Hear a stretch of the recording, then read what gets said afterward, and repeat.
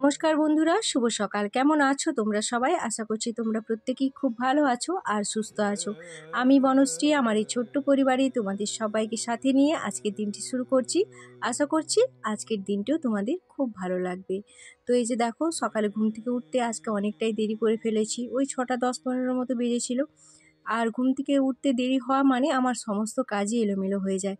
আজ শনিবার, তার উপর আজ সূর্যগ্রহণ আছে, অমাবস্যা, মানে অনেক কিছু যোগ আজকে আছে। তো তাই কোনো দিকে না তাকিয়ে একদম ঘরটা ঝাঁট দিয়ে স্নান সেরে চলে এসেছি। তো এখন পুজোটা আগে করব সবার প্রথম, তো তারপর বাকি কাজগুলো সারবো। আজকে উঠতে দেরি হয়ে যাওয়ায় এত মনটা খারাপ লাগছে, ভীষণই খারাপ লাগছে। আসলে যেদিন উঠতে আমার একটু দেরি হয়ে যায় না, সেদিন কিন্তু আমার ভীষণই খারাপ লাগে, মানে সব কিছু যেন একটা বিরক্তিকর লাগে। তো যাই হোক, এই যে দেখো স্নান সেরে এসে এখন মন্দিরটা ধুয়ে দিলাম ভালো করে।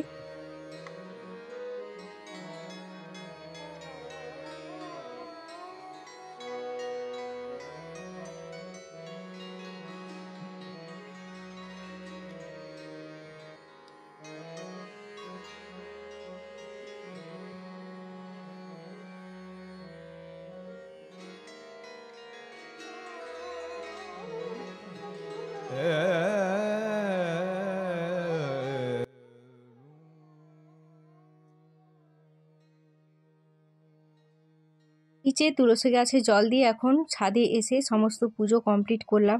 আজকে আর তোমাদের সাথে পুজোটা শেয়ার করলাম না, আজকে কিন্তু অফ ক্যামেরাতেই পুজো সেরে নিয়েছি। আর কি বলতো, ক্যামেরা করে পুজো করতে অনেকটাই দেরি হয়ে যায়। আর সত্যি কথা বলতে তখন পুজোর দিকে ঠিকঠাক মনটা থাকে না, ওই ক্যামেরার দিকেই মনটা থাকে, ঠিকঠাক ভিডিওটা হচ্ছে কিনা এইসব। পুজোটা ঠিক করে করা যায় না, তো সেই জন্য আমি অফ ক্যামেরাতেই পুজোটা সারলাম। তবে হ্যাঁ, মাঝে মধ্যে তোমাদের সাথে পুজোটা শেয়ার করি, তার কারণ এটাই যে একঘেয়েমি কোনো জিনিস তোমাদের ভালো লাগবে না, একই রকম ভিডিও দেখালে তোমরাও সেটা পছন্দ করবে না। তো সেই জন্য মাঝে মধ্যে কিন্তু আমি পুজোর ভিডিও তোমাদের সাথে শেয়ার করি। এখন আলুর তরকারি দেখো, এখন নিচে এসে একটু করে খাওয়া যাবে বলো তো? আর সত্যি কথা বলতে এখনের দিনের আলুর কোনো স্বাদ নেই। আমি তো আলু খেতে ভীষণই পছন্দ করি, কিন্তু এখনের আলু একদমই স্বাদ লাগে না। তো সেই জন্য এখন আলু ভাজা করলে আমি একটু আলুর মধ্যে একটু চিনি দিয়ে দিই, যাতে একটু মিষ্টি মিষ্টি লাগে। তো তোমরা কেউ যদি এরকম করে থাকো, আমাকে একটু কমেন্ট করে জানিও তো যে কেউ এমন করো কিনা। আমি কিন্তু আলুর সাথে একটু চিনি দিয়ে দিই। তো এই যে দেখো, আমার আলু ভাজা রেডি হয়ে গেছে, আর এদিকে আমি মুড়িও বেড়ে নিয়েছি। আর গতকাল পাশের বাড়ি থেকে একটু প্রসাদ দিয়ে গিয়েছিল, ওই পুজো হচ্ছিল তোমাদেরকে বলেছিলাম না, তো একটু ক্ষীর প্রসাদ ছিল, তো ক্ষীর প্রসাদটাও নিয়ে নিলাম। তো তারপরে এই যে মা সবজি কাটছেন, তো আজকে হবে খামালুর তরকারি। এই রান্নাটা তোমাদের সাথে অবশ্যই শেয়ার করব। তো এই যে দেখো, এখন খামালুটাকে ধুয়ে নিয়ে এসে এখন প্রেসারে দিয়ে দিচ্ছি সেদ্ধ করতে। একটু লবণ আর হলুদ দিয়ে প্রেসারে দেবো সেদ্ধ করতে। তো তোমরা এটাকে কি আলু বলো আমি জানি না, তো আমরা তো খামালুই বলি। এটা মাটির নিচে হয়, একটু মানে হরহরে টাইপের হয়, কিন্তু খেতে বেশ ভালো লাগে, স্বাদটা খুব ভালো।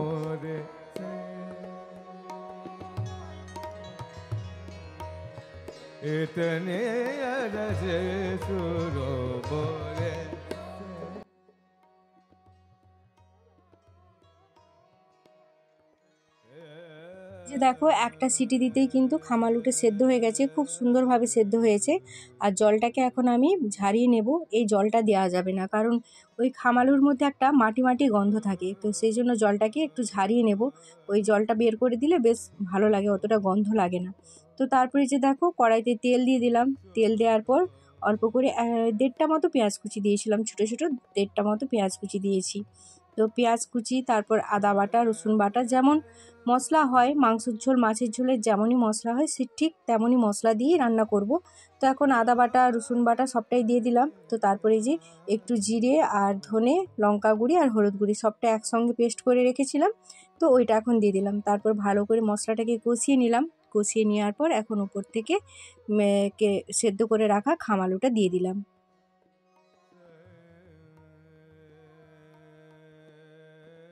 এই রান্নাটা করা খুবই সহজ আর খুব তাড়াতাড়ি হয়ে যায়।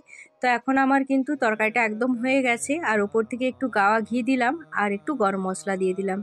তো গাওয়া ঘি গরম মশলা অবশ্যই দিতে হবে, নাহলে কিন্তু ভালো লাগবে না, কারণ ওই যে বললাম যে একটু মেটো মেটো গন্ধ ছাড়ে, তো সেই কারণে। তো এই যে রান্না আমার একদম কমপ্লিট হয়ে গেছে। আজকে কিন্তু একদমই অল্প রান্না করেছি। তো এই যে কি রান্না করেছি চলো তোমাদের সাথে শেয়ার করে নিই। খাম আলুর ঘন্ট করেছি আর করেছি মাছের ঝোল। আজকে শুধুমাত্র এই দুটো পদ রান্না করেছি। বললাম না তোমাদের যে আজকে কিন্তু অনেক কাজ আছে, আর তাছাড়া আজকে রান্না বান্না সবটাই সময়ের মধ্যে করতে হবে, কারণ সূর্যগ্রহণ লেগে যাবে, তো সেই কারণে। আর এই যে ভাতের হাঁড়ি থেকে আমি ভাতটাও বের করে নিয়েছি, বের করে আমি গামলার মধ্যে রেখে দিয়েছি, কারণ ভাতের হাঁড়ি ছোঁয়া যাবে না সূর্যগ্রহণ লেগে গেলে। তো এই যে তারপরে চলে এলাম ছাদে। তো ছাদে এসে নিজের বিছানাটাকে একটু সুন্দর করে গুছিয়ে নিলাম। আজকে তো সকালে এসব কিছুই কাজ করতে পারিনি, ওই যে একটু দেরি করে ফেলেছি উঠতে, আর উঠতে দেরি মানেই আমার সব কাজ গন্ডগোল। তো যাই হোক, এখন এসে বিছানাটাকে সুন্দর করে গুছিয়ে নিলাম। তো চলো বন্ধুরা, সংসারের কাজকর্মের সাথে সাথে কয়েকটা কথা বলে নিই। যে সকল বন্ধুরা আজ প্রথম আমার এই ভিডিওটি দেখছো, যদি তোমাদের আমার এই ভিডিওটা কোনো অংশে ভালো লেগে থাকে, তাহলে অবশ্যই আমার চ্যানেলটিকে সাবস্ক্রাইব করে আমার পাশে থেকে যেও। আর যে সকল বন্ধুরা অলরেডি এই কাজটি করে রেখেছো, তো তাদের জন্য রইল আমার তরফ থেকে অসংখ্য অসংখ্য ভালোবাসা। আর যে সকল বন্ধুরা ফেসবুক থেকে আমার এই ভিডিওটি দেখছো, তাদের জন্য রইল অসংখ্য অসংখ্য ভালোবাসা। আর আমার এই ভিডিওটি যদি তোমাদের ভালো লেগে থাকে, তাহলে অবশ্যই আমার প্রোফাইলটিকে ফলো করে রাখতে পারো। তো এই যে দেখো, ছেলের বিছানাটাও এখন সুন্দর করে গুছিয়ে নিলাম, আর দুপুরের কয়েকটা জামা কাপড় ছিল সেগুলোও এখন ভাঁজ করে করে যে যার জায়গা মতো রেখে দিচ্ছি। তো আজকে তো কিছু কাচাকাচি করিনি, ওই যেগুলো নিজে পরেছিলাম সেইগুলোই। তো তারপর এই যে নিচে চলে এলাম, তোমাদের বলেছিলাম না আজকে অনেক কাজ আছে। কাজ বলতে এই কাজটাই আমার আছে।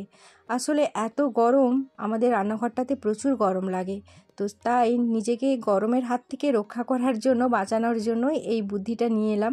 তো বাইরে এখানটাতে আমাদের আগে মুরগি ছিল, মুরগি থাকতো। তো সেই মুরগি তো এখন আর নেই। তো তাই এই জায়গাটাকে এখন পরিষ্কার করে লেপে নিচ্ছি, আর এই জায়গাটাতেই আমি রান্না করব। তো এই যে দেখো, পুরো জায়গাটা আমি সুন্দর করে লেপে নিলাম।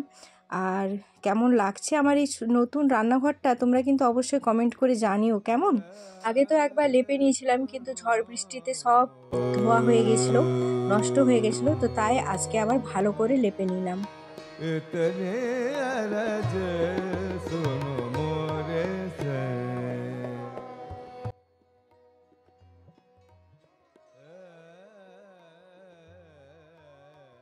তো দুপুরে খাওয়া দাওয়া সেরে এখন একটু মাঠের দিকে চলে এলাম ভিডিও আপলোড দিতে।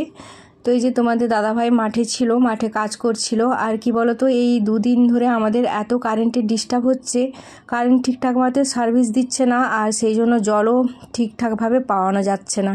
তো প্রতিটা মাঠই প্রায় শুকনো হয়ে গেছে। তোমাদের দাদাভাইয়ের তো চিন্তা কিভাবে জল কভার করবে, এত জমি, প্রতিটা জমিতে ভালোভাবে জল না দিলে, এখন তো মানে ধানগুলো পাকার সময়, তো এই সময়টা জলটা একটু ভালোভাবে দিতে হয়। তো সেইটাই মানে চিন্তার মধ্যে আসে কিভাবে এতগুলো জমি কভার করবে। তো এই যে এখানে অনেকগুলো লালাতে শুশনি ঘাস হয়ে গেছিলো, তো শুশনি শাকগুলোকে এখন করে নিচ্ছে, পরিষ্কার করে নিচ্ছে, যাতে করে জলটা ভালোভাবে যায়। তো এটা হলো আমাদের মিনি ঘর, আর এই যে সামনে আমাদের মাঠ। ভিডিও আপলোড দিয়ে বাড়ি ফিরছি, আর তোমাদের দাদাভাই এখনও পর্যন্ত গল্প করছে। তো ওকে বললাম তুমি গল্প করো, আমি যাই, কারণ জল ধরতে হবে, সন্ধ্যা হয়ে গেল। তো দেখো, সন্ধেবেলা তোমাদের দাদাভাইকে একটু চা করে দিলাম, আমিও একটু চা খেলাম। তারপরে যে রুটি করব, রুটির তরকারিটা এখন করে নিচ্ছি। তো পরিয়ে উঠে তারপর রুটি করব। আবার ওইদিকে বাবুকে পাঠিয়েছি মুড়ি ভাজতে। তো 24 কেজি চাল ভাজতে দেওয়া আছে, তো সেগুলো আবার মুড়ি ভেজে নিয়ে আসলে সেগুলো আবার ডিবার মধ্যে ভরতে হবে। তো তাই একটু তাড়াতাড়ি করে রান্নাটা সেরে নিচ্ছি। আবার ওইদিকে সোহম পড়তে আসবে, মানে বুঝতেই পারছো কতটা কাজের চাপ, মানে কাজের চাপে চাপে আমি যেন চ্যাপ্টা হয়ে যাচ্ছি এমন অবস্থা।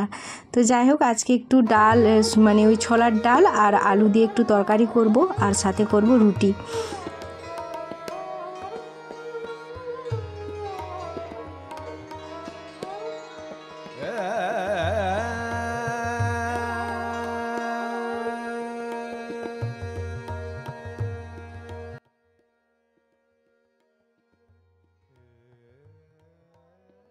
মশলাটাকে ভালো করে কষিয়ে একটু তড়কা মশলা, আর উপর থেকে একটু মেথি পাতা দিয়ে দিলাম। আর মেথি পাতা দিলে কিন্তু খুব সুন্দর টেস্ট হয়, আর একটা ভালো সেন্টও আসে।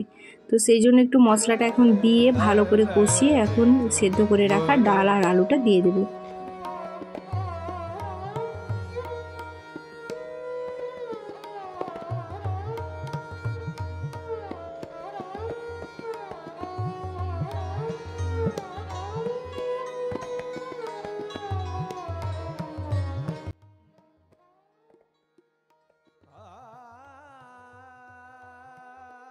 এই যে দেখো এখন সোহমকে পড়িয়ে উঠে রুটি করতে চলে এলাম। আর সন্ধ্যে থেকে তো কারেন্ট ছিল না, এই মাত্র কারেন্টটা আসলো, আবার জানি না কখন চলে যাবে।